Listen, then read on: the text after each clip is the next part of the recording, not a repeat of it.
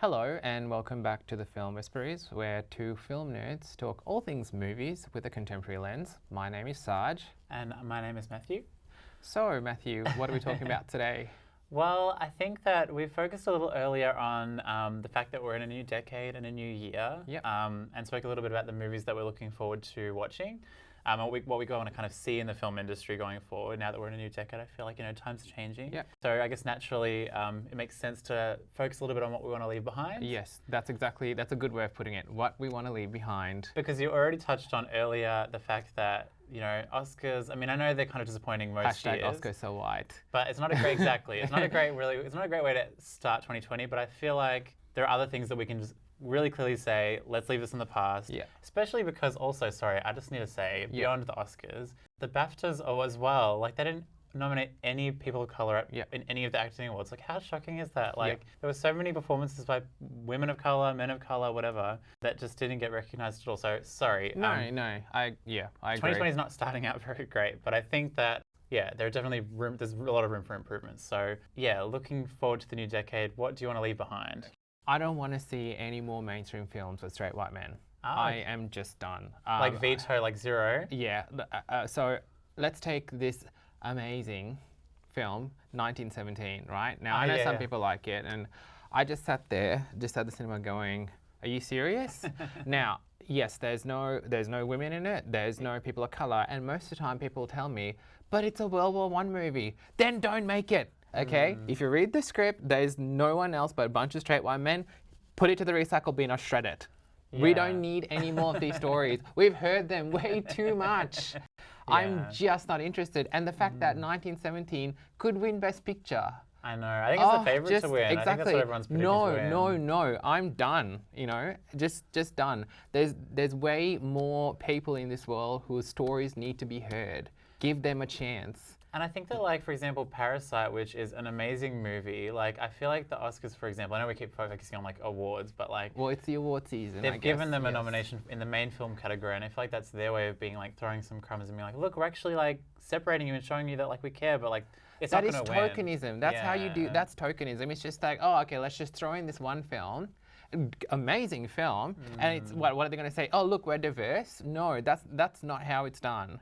There were so many good films. I know we're meant to put these things behind us, which is what the segment's called, but you can't help but wonder whether this year may repeat itself.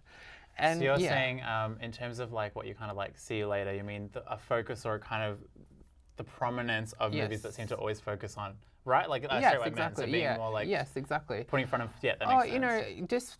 Just be more logical when you greenlight projects. So as an example, and again, this was not really straight white men, but let's take Downton Abbey, for example. Last year, again, there was not a single person of color. But again, the argument is, hang on, what do you expect? Again, then don't make it.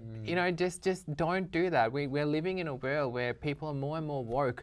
People want to see more representation. It's definitely happening on television, right? What's this powerhouse that Hollywood's got that making them completely veto all these, racial representations? Like, I don't get it. I think that's what you just said then is kind of like spot on. Like in terms of, it's less about like the fact that they're being made. It's more about the fact that production companies and Hollywood and what gets all the money and what gets all the promotion and what gets screened is that. Like, so I guess what I'm saying is like, movies actually are being made about people that aren't straight white men, but they just aren't really given, or they're not seeing the light of day for enough people because they're just not given that kind of platform. So it's like, it would be great to see. And Leonardo DiCaprio, he doesn't need any more work. Brad Pitt, they don't need, just retire already. Just go away. We don't need, I'm sick and tired of seeing your faces, Let's get more women that are definitely capable, Jennifer Hudson, for example, you give her cats. Really? Yeah. Like, although why? she was actually, of the movie, she was the best part of it, like singing her, like... True, I know, but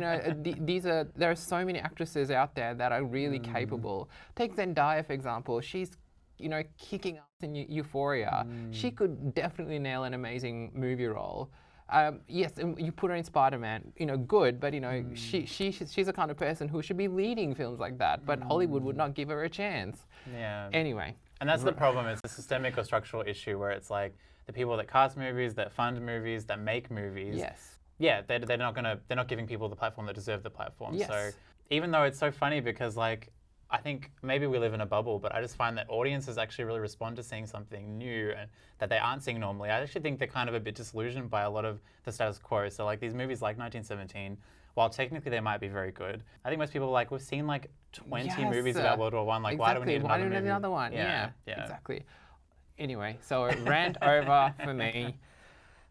Okay, now over to you. I think I would love to, sorry, just to echo your thoughts, like I think that it would be amazing if that were the case. Like I just think it would be so awesome if I were to go to a cinema and see like all the kind of posters and things that are up there being so much more diverse than what they are at the moment. Yes, exactly. Yeah, it's not happening. I guess it's the typical problem with diversity. Yeah, you have the voices like us that are screaming. However, it's the powers that be that makes these decisions. So if they're the ones that are going, no, we're not going to listen to you. They're the ones that get the say. It's a messed up world we live in. Anyway. Okay, rant over. Second time rant. I think for me that one thing that I would like to leave behind, and I'm probably going to annoy or irritate a lot of people that are fans of these movies, so I'm really sorry, but just the prevalence of like superhero movies. Like I know that a lot of people like them, but I just, at the moment, it feels like they're the only kind of films that get decent funding because they know that it makes a lot of money. Like a lot of these franchises have a large fan base, so they're obviously going to go and see the movie and it's going to make a lot of money. So that's why they invest so much money in it. But what it means is the superhero franchises have a monopoly on the film industry because no other films get the same kind of funding that they do. And when I say superhero, I should be more broad. It's not just superheroes. Marvel. It's like, yeah, and it's Star Wars. It's like the big franchise movies. So it's movies that have been going forever, James Bond, whatever. And like they might be fun to watch in the cinema, and I get it, I understand. But it's to the detriment of other movies because other movies that are actually really, really great and fantastically written, because no offense, but a lot of superhero movies are not written very well. Yeah. The movies that are actually written really, really well, they don't get the same kind of funding, they don't get the same kind of audience because they're not even put in the cinemas. So for me, it would be amazing if we could go back to a time, and I know it makes me sound like a bit of an old fogey, but like even 20 years ago, I remember the cinemas having so much more different kinds of movies. Not necessarily in terms of, not necessarily in terms of representation, granted, but it wasn't just all superhero movies. It wasn't all just remakes and sequels and franchise movies. You actually had like a diversity of movies to go and see.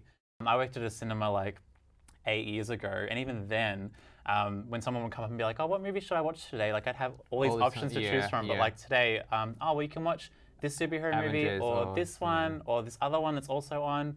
And it's really depressing because there are so many amazing filmmakers, writers, directors, whatever it might be, who are actually making really great stuff, but they're not really getting the opportunity to have their work shown because Hollywood aren't giving them that opportunity. So for me, I just think, I get it, like they're not going to go away. Like people, Marvel, DC, all those companies are going to keep making superhero movies, but I just wish that Universal, Paramount, like these big production companies put money behind actually interesting and original stories. And have you seen some of those superhero films? They're really not good. That's what I mean. They're poorly terrible. written. They're really poorly exactly. written.